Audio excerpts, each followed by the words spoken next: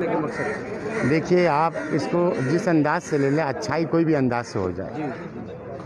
और अच्छाई का कोई नाम नहीं होता, कोई पर्व नहीं होता, कोई दिन नहीं होता और कोई टाइम नहीं होता। हमारा यकीन इस पे है।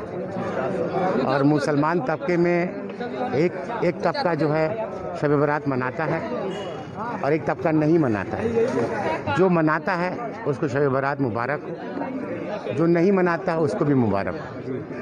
अब आते हैं कि शब बरात है क्या, और इसमें फातिहा पढ़ा जाता है। उसी फातिहा के सिलसिले में आप घर से फातिहा पढ़े, आप घर को मस्जिद बनाएं। नहीं, देखिए एक्चुअली क्या है कि थोड़ा सा आप इसको ना उस जहन से नहीं ले। मानते हैं भूख भी वो चीज़ है ना कि पत्थर चबा जाती है। भूख वो चीज़ है कि पत्थर चबा जाती है। आप उस जहन से क्यों नहीं ले रहे? अगर इसके बाद लॉकडाउन होगा तो पूरे लोग रास्ते पे चलेंगे, फिर आप क्या करेंगे?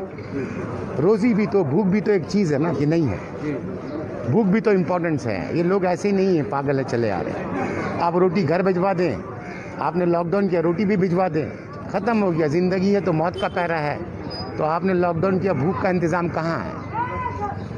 बात समझे ना? इतना बड़ा आबादी में who come first, who take the first, this is the situation at the moment. अभी आप टिकट बना के तो नहीं बांटेंगे, सेम पार्टी वाले को दिया जाएगा कि मेरे लॉबी का है तो हम उसी को कार्ड बांटे। इस तरह का जहन तो नहीं है ना। यहाँ जो पहले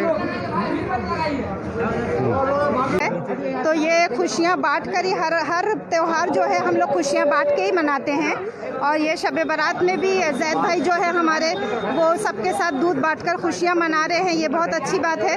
ऐसे भी वो हमेशा लोगों के लिए भला करते आए हैं। हमेशा जब जिस चीज़ का ज़रूरत पड़ा वो बांटते आए हैं और आज भी दूध बांट रहे हैं। तो इसी तरीके से हम लोग चाहते हैं कि हर आदमी निकल कर आए और अपने हिसाब से लोगों के बीच में कुछ ना कुछ तकसीम करके बांट कर अपनी खुशियाँ बांटे त्यौहार के टाइम में।